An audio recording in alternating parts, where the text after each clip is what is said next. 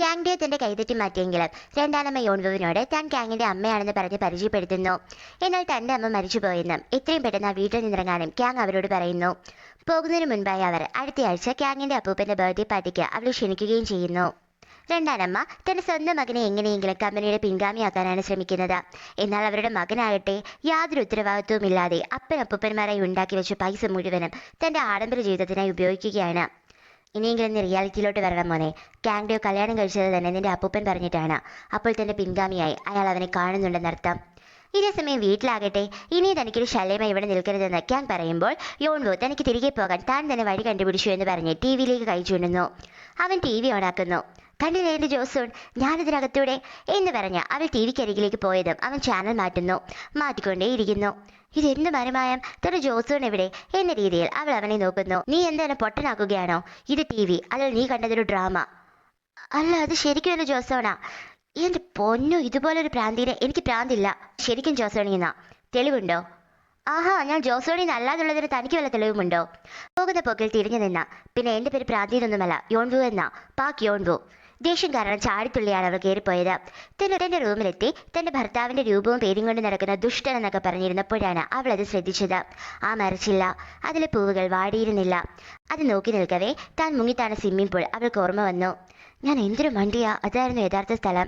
കുറച്ചു സമയം കഴിഞ്ഞ് കോൺട്രാക്റ്റിൽ യോൺവുവിനെ ഒപ്പിടിക്കാൻ വന്ന സെക്രട്ടറി അവളെ കാണാൻ മുകളിലേക്ക് കയറിയ അതേ സ്പീഡിൽ തിരിച്ചിറങ്ങി വന്ന് താഴെ ഇരിക്കുകയായിരുന്ന ക്യാങ്ങിനോട് ഇപ്രകാരം പറഞ്ഞു. സർ, ആ പെണ്ണിനെ അവിടെയെങ്കിലും കാണുന്നില്ല.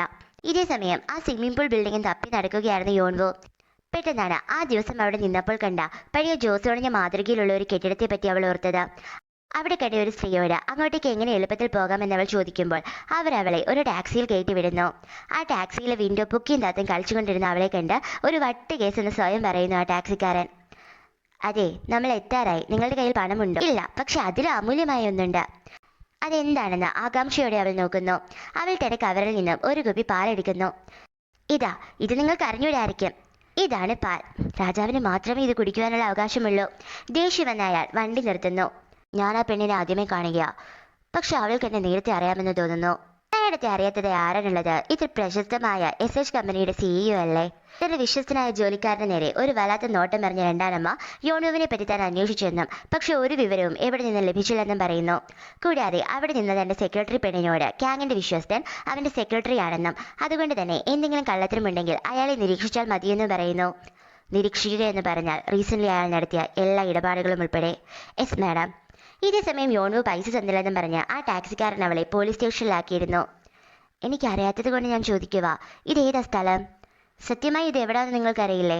അപ്പോഴാണ് ഒരാളെ കള്ളനെന്ന് പറഞ്ഞ് അങ്ങോട്ടേക്ക് 2 പോലീസുകാർ പിടിച്ചുകൊണ്ട് വരുന്നത്. അവൾ അത് കാണുന്നു. ഇത് കുറ്റവാളികളെ കൊണ്ടുവരുന്ന സ്ഥലമാണോ? തടവറയോ? ഈ പോലീസ് സ്റ്റേഷൻ അങ്ങനെയൊക്കെ പറയാം. ഇതേ സമയം അവളെയും തേടി സെക്രട്ടറിയും ക്യാങ്ങും ഇറങ്ങിയിരുന്നു. ഇതിനോടകം തന്നെ പോലീസിനെ സെക്രട്ടറി വിവരവും അറിയിച്ചിരുന്നു.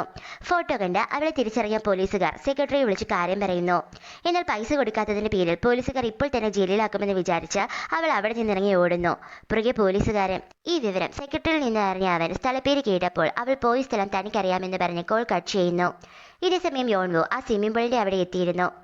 ഇത് തന്നെ യോൺവു, നിനക്ക് നിന്റെ വീട്ടിൽ പോകാം എന്ന് സ്വയം പറഞ്ഞ് ചാടാനൊരുങ്ങുന്നു. യോൺവു അവനെ കണ്ടതും താൻ ജോസോണിലേക്ക് പോകുക എന്ന് പറഞ്ഞ് അവൾ ചാടുന്ന വഴിക്ക് അവന് ടാറ്റ കൊടുക്കാനും അവൾ മറന്നില്ല.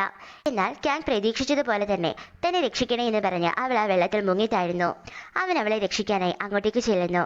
പക്ഷെ കുറ്റം പറയരുതല്ലോ, ക്യാങ്ങിനെ പൊങ്ങിക്കിടക്കാനുള്ള ഒരു തടിയായാണോ അവൾ കണ്ടതെന്ന് തോന്നുന്നു. നേരെ ചൊവ്വേ വന്ന് അവനെയും കൂടി പിടിച്ച് അവൾ മുക്കുന്നു. എന്തൊക്കെ ആയാലും എങ്ങനെയൊക്കെയോ അവർ രണ്ടും കരക്കടിയുന്നു. നീയോ ചാവാൻ പോയി, അപ്പൊ നീ എന്നെ കൂടെ കൊല്ലാൻ നോക്കിയതാണോ? അത് ഞാൻ പേടിച്ചിട്ട്. അപ്പോഴാണ് അവൾ അത് ശ്രദ്ധിച്ചത്. ആ മരം, അതെ, അത് ആ മരമായിരുന്നു. അവളുടെ വീടിന് മുറ്റത്ത് അവൾ ജനിച്ചപ്പോൾ നട്ട മരം. അവൾ നീളം വെക്കുന്നതിനനുസരിച്ച് അവളുടെ അപ്പൂപ്പൻ കോറിയിട്ട വറകൾ പോലും ആ മരത്തിൽ അപ്പോഴും ഉണ്ടായിരുന്നു. അത് തന്റെ വീട് നിന്ന സ്ഥലമാണെന്ന യാഥാർത്ഥ്യം അവൾ മനസ്സിലാക്കുന്നു. ആ മരച്ചുവട്ടിലിരുന്ന് തന്റെ ജീവിതം തനിക്ക് നഷ്ടപ്പെട്ടെന്നും എങ്ങനെ താൻ തിരിച്ചു പോകുമെന്നൊക്കെ പറഞ്ഞ് അവൾ കരയുന്നു. അത് നോക്കി നിൽക്കുവാനേ ക്യാങ്ങിന് കഴിയുമായിരുന്നുള്ളൂ. മറ്റൊരുത്താകട്ടെ യോൺവുവിനെ താൻ കണ്ടെന്നും ക്യാങ്ങിന് ചേർന്ന പെണ്ണാണെന്നും രണ്ടാനമ്മ അപ്പൂപ്പനോട് പറയുന്നു. അതെ, ഇവ മോൾക്ക് കൂടി കണ്ട് ബോധ്യപ്പെട്ട സ്ഥിതിക്ക് നമ്മുടെ SH ഗ്രൂപ്പിന്റെ പിൻഗാമികൾ അവരെ ആക്കാം. ഒരു വല്ലാത്ത ചിരിയോടെ അവർ മടങ്ങുന്നു. അവർ പോയതും അപ്പൂപ്പന്റെ ചിരി മാഞ്ഞ് ആ മുഖത്ത് ഗൗരവം നിറയുന്നു. വർഷങ്ങൾക്ക് മുമ്പ് ഈ സ്ഥലം ജോസോണിലെ ഒരു ജില്ലയായ ഹാങ്ങോലോങ് ആയിരുന്നു. ഇവിടെയായിരുന്നു എൻ്റെ വീട്. ദാ ആ മരം അന്നും എൻ്റെ വീടിൻ്റെ മുറ്റത്തുണ്ടായിരുന്നു. എല്ലാം അവൻ കേൾക്കുന്നുണ്ടെങ്കിലും ഇവളൊരു വട്ട് കേസെന്ന് വിചാരിച്ച് അവനൊന്നും മിണ്ടുന്നില്ല. തിരികെ ആ ഹോട്ടലിൽ നിന്നും അവനോടൊപ്പം പുറത്തേക്ക് ഇറങ്ങവെയാണ് ഒരു പെയിന്റിംഗ് ആ ഹോട്ടലിലെ ജീവനക്കാർ കൊണ്ടുപോകുന്നത് അവൾ ശ്രദ്ധിച്ചത്. അതിൽ യൂണ എന്ന അച്ഛ അവൾ കാണുന്നു. ഏതൊക്കെ ഓർമ്മകളിലേക്ക് പോയ അവളെ ഉണർത്തിയത്. എന്ത് നോക്കി നിൽക്കുക, വരുന്നില്ല എന്ന് അവന്റെ വാക്കുകളാണ്. വീട്ടിലെത്തി അവളോട് ഒരു മാസത്തേക്ക് തന്റെ ഭാര്യയെ അഭിനയിച്ച് അവൾക്ക് അവിടെ താമസിക്കാമെന്നും എന്നാൽ ചില കണ്ടീഷൻസ് ഉണ്ടെന്നും അവൻ പറയുന്നു.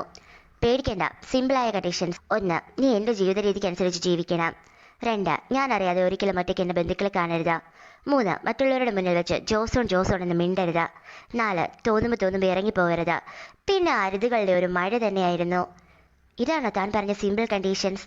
തീർന്നിട്ടില്ല, അവസാനമായി ഒന്നുകൂടിയുണ്ട്. ഒരു മാസം കഴിഞ്ഞ് ഈ കോൺട്രാക്ട് അവസാനിക്കുന്ന ആ നിമിഷം തന്നെ ഇവിടെ നിന്നും ഇറങ്ങണം. അല്ലെങ്കിൽ ഇവിടെ ഒരു നിമിഷം പോലും നിൽക്കാൻ ഞാൻ ആഗ്രഹിക്കുന്നില്ല. എല്ലാ നിബന്ധനകൾക്കും എനിക്ക് സമ്മതം. പക്ഷെ ഒരു പാലമിട്ടാൽ അങ്ങോട്ടും ഇങ്ങോട്ടും എന്നാണല്ലോ. എനിക്കുമുണ്ട് ചില നിബന്ധനകൾ. നിബന്ധനകളോ? എന്താ, തനിക്ക് മാത്രം മതിയോ? ഞാൻ പറയട്ടെ. 1, എൻ്റെ വീട്ടിലേക്ക് പോകാൻ നിങ്ങൾ സഹായിക്കണം. 2, എനിക്ക് ഞാൻ ആവശ്യപ്പെടുമ്പോൾ ഫുഡ് തരണം, പ്രത്യേകിച്ച് ചോക്കോപ്പൈ. 3, എന്നെ എൻ്റെ പേര് വിളിക്കണം. 4, ഈ പുതിയ ജോസോണിനെ പറ്റി എന്നെ പഠിപ്പിക്കണം. 5, ഞാനൊരു അന്തസ്സും ആഭിജാത്യവുമുള്ള കുടുംബത്തിലെ എൻ്റെ അച്ഛൻ്റെ അമ്മയുടെ ഒരേ ഒരു മോള. അതുകൊണ്ട് എന്നോട് നല്ലതുപോലെ പെരുമാറണം, കേട്ടോ? അങ്ങനെ തനിക്ക് ആവശ്യമായ കോൺട്രാക്റ്റും കയ്യിലേന്തി ക്യാങ്ങും തൻ്റെ ഫേവറേറ്റ് ചോക്കോപ്പയും കഴിച്ച് യോൺവും ഇരിക്കുന്നു. ഇന്ന തൻ്റെ കോപ്പി. ശരി, അപ്പോൾ നമുക്ക് നല്ല പങ്കാളികളായിരിക്കാം. അവൻ ഷെയ്ഖ് ഹാൻഡിനെ കൈനീട്ടിയപ്പോൾ അവൾ പിങ്കി പ്രോമിസിനായാണ് കൈനീട്ടിയത്. അവൾ തൻ്റെ ചെറുവിരലിനോട് ചേർത്ത് പിടിച്ച് പിങ്കി പ്രോമിസ് ചെയ്ത് അവനെ നോക്കുന്നു. അവൻ്റെ അടിവയറ്റിൽ മഞ്ഞ് വീണ പോലെ അവന് തോന്നി.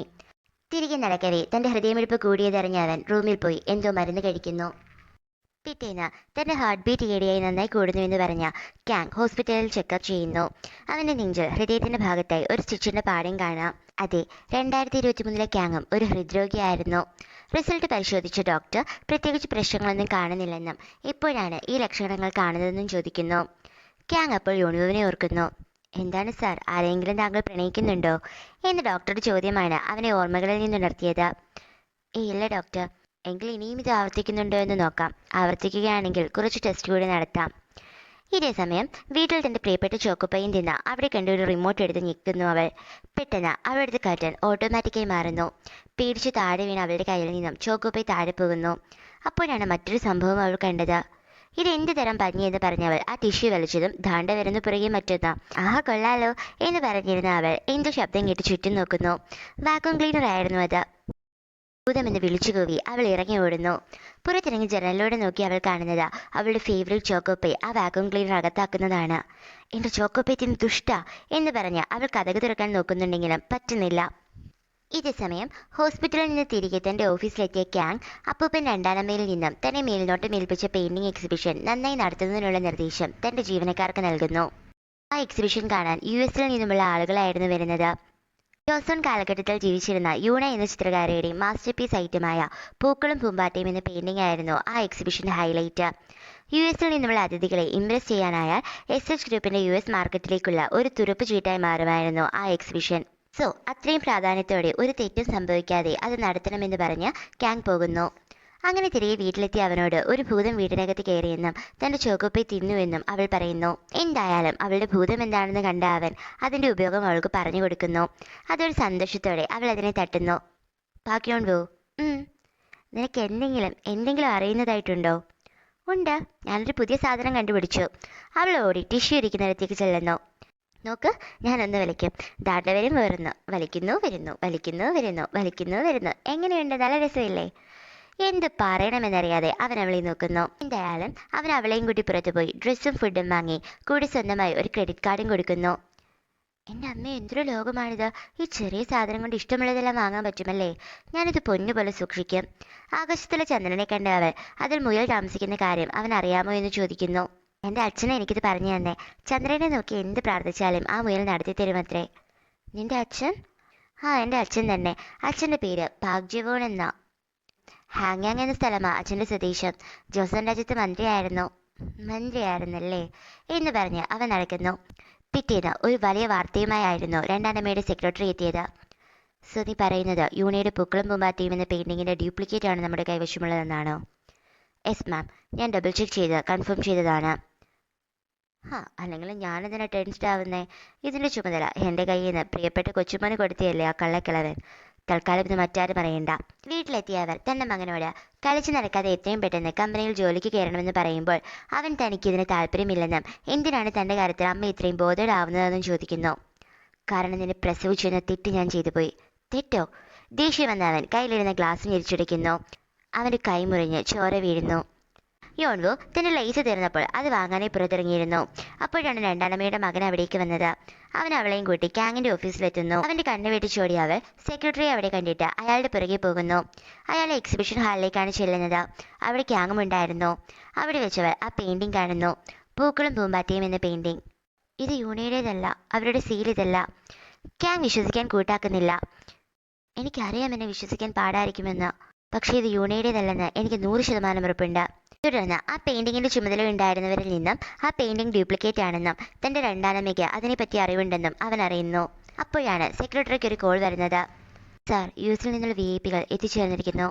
നമ്മൾ എന്ത് ചെയ്യും സാർ? ഒറിജിനൽ എവിടെയാണെന്ന് നമുക്കറിയില്ലല്ലോ. അപ്പോഴാണ് യോൺവു ആ ഹോട്ടലിൽ വെച്ച് താൻ കണ്ട പെയിന്റിംഗ് ഓർത്തത്. എനിക്കറിയാം അത് എവിടെയുണ്ടെന്ന്. താഴെ വന്നെത്തിയ VIP നേരെ എക്സിബിഷൻ ഹാളിലേക്ക് കൊണ്ടുപോകുന്നതിന് പകരം സെക്രട്ടറി ട്രഡീഷണൽ ചായ സൽക്കാരത്തിന് ക്ഷണിക്കുന്നു. യഥാർത്ഥത്തിൽ ഒറിജിനൽ പെയിന്റിംഗ് ക്യാങ്ങും യോൺവുവും എത്തിക്കുന്നത് വരെ കുറച്ചു സമയം വരെ മാറ്റി നിർത്തുകയായിരുന്നു അയാളുടെ ഉദ്ദേശം. ഇക്കാര്യങ്ങളെല്ലാം തന്റെ സെക്രട്ടറിയിൽ നിന്നറിഞ്ഞ രണ്ടാനമ്മ അവിടേക്ക് ചെന്ന് VIP കൊണ്ട് എക്സിബിഷൻ ഹാളിൽ ചെല്ലുന്നു. ഹോട്ടലിന്റെ സ്റ്റോർ റൂമിലേക്ക് മാറ്റിയ പെയിന്റിംഗ് കണ്ടുപിടിക്കാൻ നിന്നപ്പോഴാണ് ഇക്കാര്യം അറിയിച്ചുകൊണ്ട് സെക്രട്ടറിയുടെ ഫോൺ ക്യാങ്ങിന് വരുന്നത്. ഇനി ഒന്നും ചെയ്യാനില്ല എന്ന് പറഞ്ഞ് അവൻ തിരിച്ചു നടക്കുന്നു. എന്നാൽ യോൺവു അങ്ങനെ തളരാൻ ഉദ്ദേശിച്ചിരുന്നില്ല. അവൾ ആ പെയിന്റിംഗ് കണ്ടെത്തുന്നു. എക്സിബിഷൻ ഹാളിലാകട്ടെ വളരെ ആകാംക്ഷയോടെ ആ പെയിന്റിംഗ് കാണാൻ വന്ന VIP ബ്ലാങ്ക് സ്പേസ് കണ്ട് നിരാശരാകുന്നു. ജയിച്ച രീതിയിലുള്ള ഒരു ചിരി രണ്ടാനമ്മയുടെ മുഖത്ത് വരുന്നു. അവർ ആ VIP തങ്ങളോട് ക്ഷമിക്കാനും ആ പെയിന്റിംഗ് ഫേക്ക് ആയിരുന്നുവെന്നും പറയുന്നു. മാത്രവുമല്ല എക്സ്പ്ലനേഷൻ നൽകുന്നതിന് വേണ്ടി തന്റെ ഓഫീസ് മുറിയിലേക്ക് ക്ഷണിക്കുകയും ചെയ്യുന്നു. അങ്ങനെ അവർ വാതിലിനടുത്തെത്തിയതും ആ വാതിൽ തുറന്ന് ക്യാങ് വരുന്നു. ഒപ്പം ആ പെയിന്റിങ്ങും. VIP സന്തോഷമാകുന്നു. ചിരിയില്ലാത്ത ഒരേ ഒരു മുഖം ആ രണ്ടാനമ്മയുടേത് മാത്രമായിരുന്നു. അങ്ങനെ ആ എക്സിബിഷൻ ഭംഗിയായി നടന്നു. അവിടേക്ക് വന്ന അപ്പൂപ്പൻ അവനെ അഭിനന്ദിക്കുന്നു. കൂടുതൽ പരിപാടികളുടെ ചുമതല അവനെ ഏൽപ്പിക്കാമെന്നും പറയുന്നു. എല്ലാം കണ്ടുകൊണ്ട് ദേഷ്യം കടിച്ചമർത്തി തന്റെ റൂമിലേക്ക് വന്ന അവർക്ക് അവരുടെ സെക്രട്ടറി ഒരു പെണ്ണിന്റെ ഫോട്ടോ കാട്ടുന്നു. കഴിഞ്ഞ മാസത്തെ മിസ്റ്റർ ക്യാങ്ങിന്റെ സെക്രട്ടറി നടത്തിയ ഒരു പണമിടപാടിന്റെ പുറകെ പോയതിൽ നിന്ന് കിട്ടിയതാണ് മാം. ഈ പെണ്ണിനെയാണ് അദ്ദേഹം കല്യാണം കഴിക്കാനിരുന്നത്. എന്ത്? രാത്രി ക്യാങ് യോൺവുവിനെയും കൂട്ടി പുറത്ത് ഭക്ഷണം കഴിക്കാൻ പോകുന്നു. എന്റെയും എന്റെ കമ്പനിയുടെയും മുഖം രക്ഷിച്ചതിനുള്ള ട്രീറ്റാണിത്. അല്ല, എങ്ങനെയാണ് ഒറ്റ നോട്ടത്തിൽ തന്നെ ആ പെയിന്റിംഗ് ഫേക്കാണെന്ന് മനസ്സിലായത്? കാരണം യൂണി എന്റെ സുഹൃത്തായിരുന്നു. അവർക്ക് അവരുടെ മകളുടെ വിവാഹവസ്ത്രത്തിനായി ആവശ്യത്തിന് പണമുണ്ടായിരുന്നില്ല. പകരം അവരെനിക്ക് നൽകിയതാണ് ആ മനോഹരമായ ചിത്രം. ഞാൻ ആ വിവാഹവസ്ത്രം തുന്നി നൽകിയപ്പോൾ അവരുടെ മുഖത്തുണ്ടായ സന്തോഷം എത്ര വലുതായിരുന്നെന്നറിയാമോ? അവരൊരു സ്ത്രീ ആയതിനാലും അവർ ജനിച്ച കുലം സമൂഹത്തിന് സ്വീകാര്യമല്ലാത്തതിനാലും അവർക്ക് അവരുടെ കഴിവുകൾ പുറത്തെടുക്കാനാകുമായിരുന്നില്ല. അങ്ങനെ ഞാൻ അവരുടെ സുഹൃത്തായി. ഞാൻ നൽകിയ നിറങ്ങൾ ചാലിച്ച് അവർ ആ ചിത്രം ഒന്നുകൂടി മനോഹരമാക്കി എനിക്ക് സമ്മാനിച്ചു. ഇപ്പോൾ ഇവിടെ എൻ്റെ വീട് നിന്ന സ്ഥലത്തെ ഹോട്ടലിൽ ഞാൻ വീണ്ടും ആ ചിത്രം കണ്ടു. ഞാനാണ് അവർക്ക് ആ ശീലം യൂണ എന്ന തൂലികാനാമവും നൽകിയത്. അവൻ്റെ നോട്ടം കണ്ടിട്ടവൾ, അതെ, കളമാ, എല്ലാം കളമാ എന്ന് പറയുന്നു. അതിന് ഞാൻ പറഞ്ഞില്ലല്ലോ ഇത് കളവാണെന്ന്. അപ്പോഴേക്കും ഭക്ഷണം അവിടെ എത്തിച്ചേർന്നിരുന്നു. തിന്ന് അവസാനം അവനെ കൊണ്ട് കുറച്ച് കള്ളും വാങ്ങിപ്പിച്ച് കുടിക്കുന്നു അവൾ. ഒടുവിൽ ബോധം പോയ അവളെ തോളിൽ ചുമന്നാണ് അവൻ വീട്ടിലെത്തിയത്. അവളെ സെറ്റിൽ കിടത്തി അവൻ പോകുന്നു. കുറച്ചു കഴിഞ്ഞ് വെള്ളം കുടിക്കാൻ എഴുന്നേറ്റ അവൾക്ക് പകുതി ബോധത്തിൽ അവിടെ കണ്ട പ്ലഗ് സ്വിച്ച് തന്നെ നോക്കി നാക്ക് നീട്ടി കാണിക്കുന്ന പോലെയൊക്കെ തോന്നുന്നു. നീ എന്റെ നേരെ കോക്കർ കാണിക്കുന്നോ? ഞാൻ ആരാണെന്ന് നിനക്കറിയില്ല എന്ന് പറഞ്ഞ് അവൾ സ്റ്റീൽ ചോപ്സ്റ്റിക് വെച്ച് അതിൽ കുത്തുന്നു. ഇത് കണ്ടുകൊണ്ട് വന്ന ക്യാങ് അവളെ പിടിച്ചു മാറ്റിയെങ്കിലും വൈകിപ്പോയിരുന്നു. വീട്ടിൽ ഫുൾ കറണ്ടും പോകുന്നു.